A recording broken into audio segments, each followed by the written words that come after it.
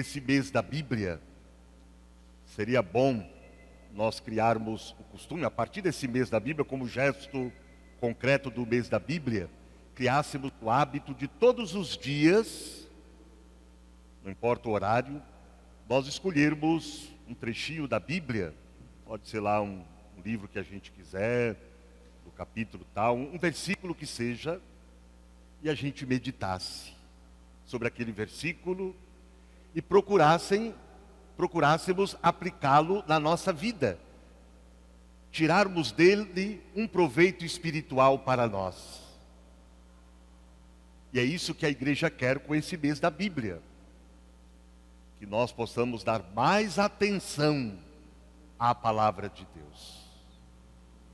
Vocês já imaginaram se todos aqueles que se declaram cristãos, porque no Brasil são mais de 90% que se declaram cristãos, ou católicos ou protestantes. Então se nós, esses 90%, imagina, que se declaram cristãos, se aproximassem mais da palavra de Deus, se deixassem realmente ser guiados pela palavra de Deus, nosso mundo seria aquilo que Deus sonhou para nós, aquilo que Deus quer para nós, que está no livro do Gênesis, um paraíso, uma terra onde corre leite e mel, quer dizer, uma terra sem desigualdade, sem corrupção, sem maldades do coração, sem violência, sem nenhum tipo de injustiça. Vocês já imaginaram isso? Como que seria bom? Por isso o apelo desse mês da Bíblia ressoa com mais força a partir daquilo que Jesus fala. Felizes os que ouvem a palavra de Deus e a coloca em prática.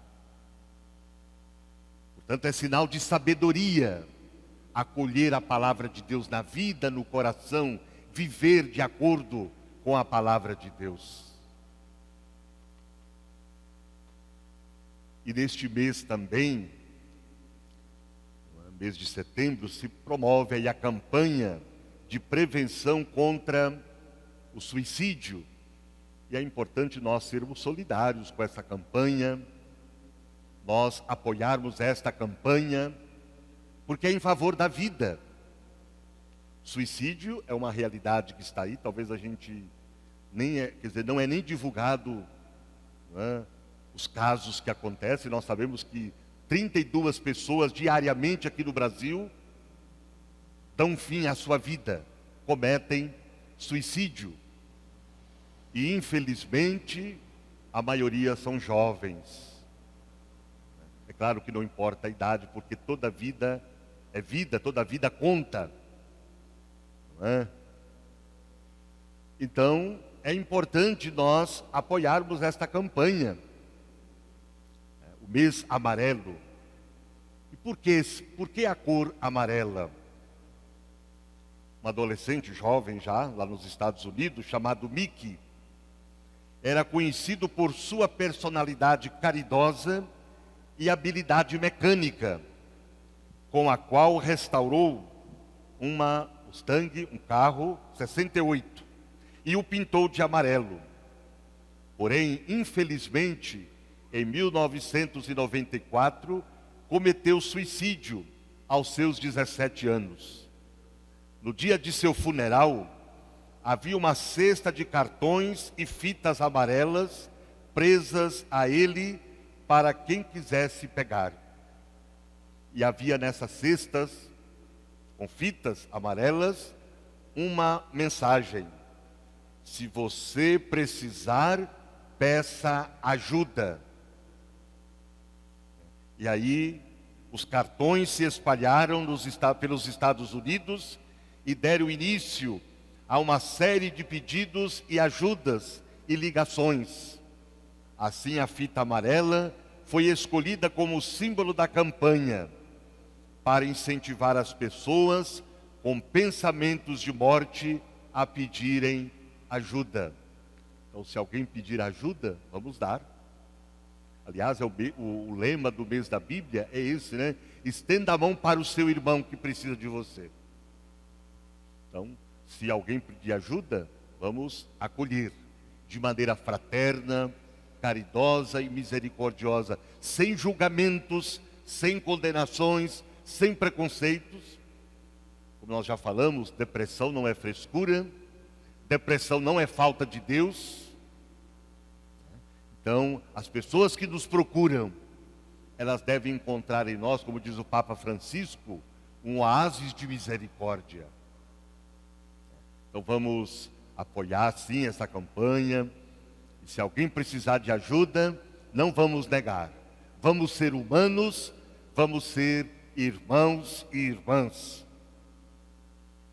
E a palavra de Deus deste domingo apresenta-nos um Deus que ama sem cálculos, sem limites e sem medida, e convida-nos a assumir uma atitude semelhante para com os irmãos que dia a dia caminham ao nosso lado. No Antigo Testamento há um aperfeiçoamento sobre o sentido do perdão. Inicialmente a vingança era aceita como método para compensar as injustiças recebidas e desencorajar a alguém a repeti-las. Posteriormente, a lei do talião visou limitar a vingança. Só podia ser proporcional à ofensa recebida, dente por dente. A primeira leitura de hoje, um trecho do livro do Eclesiástico, é um apelo para superar a lógica dessa lei e adotar sentimentos de misericórdia e de perdão. Estabelece uma relação clara entre o perdão de Deus e o perdão humano. Quem não perdoa o irmão não poderá exigir o perdão de Deus.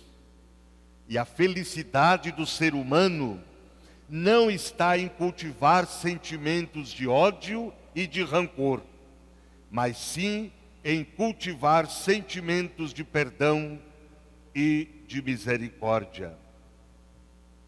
O perdão é uma luta contínua contra o rancor. E o perdão é fruto do amor. Só quem ama é capaz de perdoar. Veja, o trecho do livro do Eclesiástico fala uma coisa assim muito importante, muito profunda. Diz assim: pensa no fim da sua vida, lembra-te do teu fim e deixa de odiar. Lembra-te do teu fim e deixa de odiar. A nossa vida na terra não pode ser estragada com sentimentos que só geram sofrimento e infelicidade. Portanto, o autor, ele estabelece, não é, uma relação clara entre o perdão de Deus e o perdão humano. É claro que não podemos dizer que Deus não nos perdoa se nós não conseguirmos perdoar aos nossos irmãos. A bondade e a misericórdia de Deus são infinitamente maiores do que as nossas. Mas se o nosso coração estiver dominado por uma lógica de ódio e de vingança, o perdão que Deus nos oferece poderá encontrar aí lugar? Um coração duro, violento e agressivo, incapaz de compreender as falhas dos outros, estará suficientemente disponível para acolher a bondade e o amor de Deus? O Evangelho, Jesus revela um caminho de reconciliação. Não há reconciliação sem perdão. Continua o discurso, o quarto discurso de Jesus. Como viver na comunidade.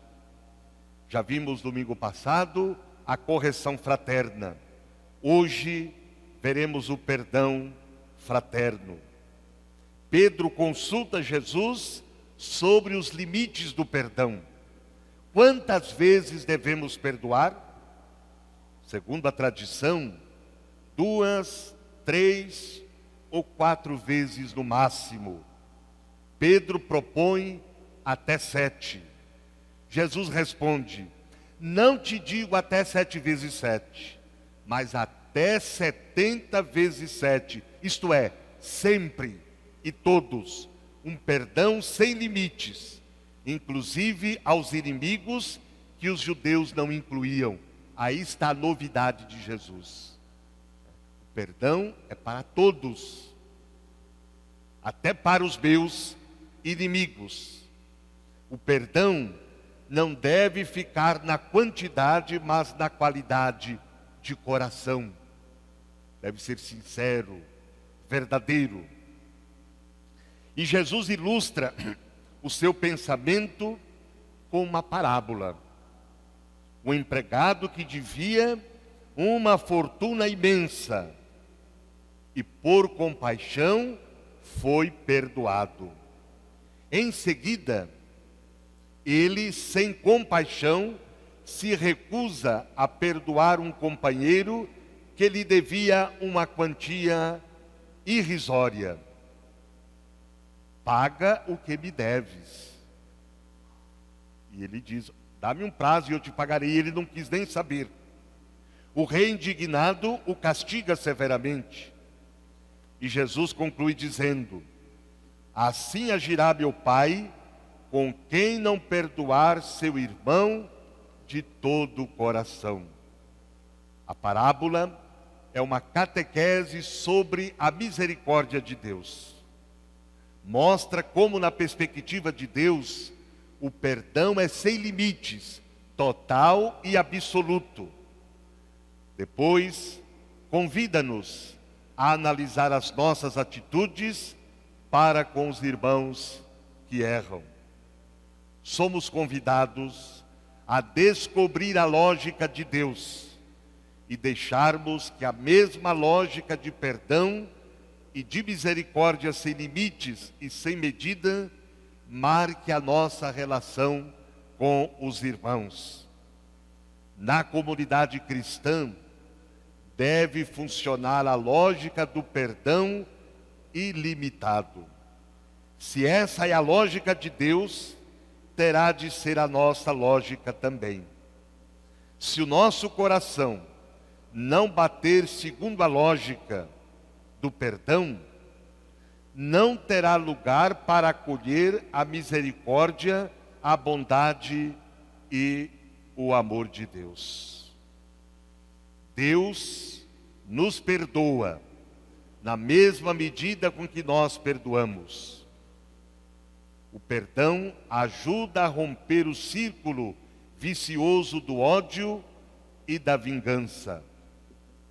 Não é apenas não se vingar ou ceder sempre aos que nos ofendem. É estar sempre disposto a ir ao encontro do outro, a estender a mão, a recomeçar o diálogo, a dar outra oportunidade. E nós, como é que perdoamos? Como Pedro, contamos quantas vezes? Uma vez sim, 2 não. Perdoo, mas não esqueço. Não falo, não o visito mais. Será esse o perdão generoso de coração esperado por Deus?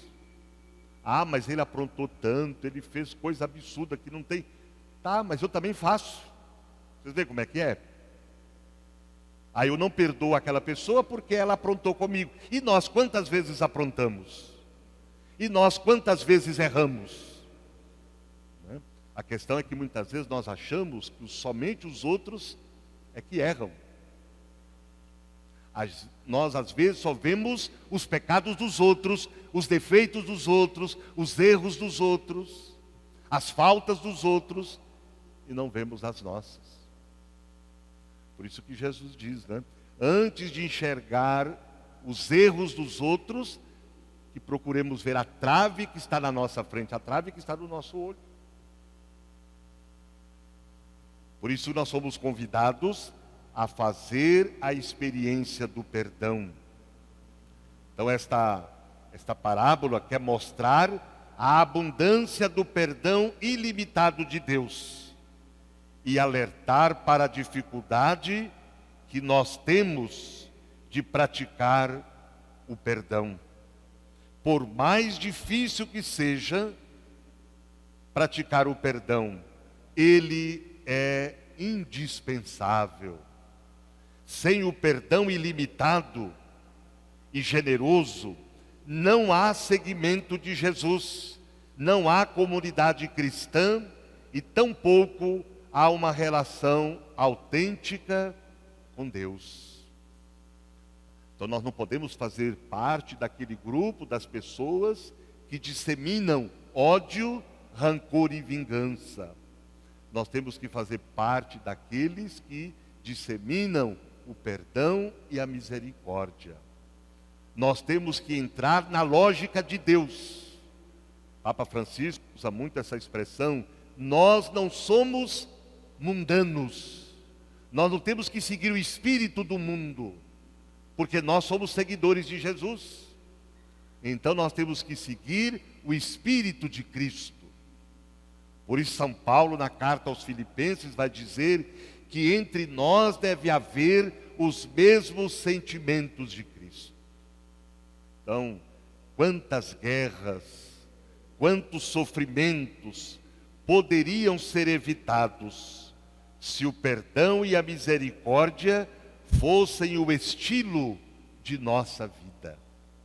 Então que o Espírito Santo nos ilumine para que o perdão seja nosso estilo de vida, que o perdão e a misericórdia sejam nosso estilo de vida, que nos deixemos ser movidos à misericórdia e pela misericórdia.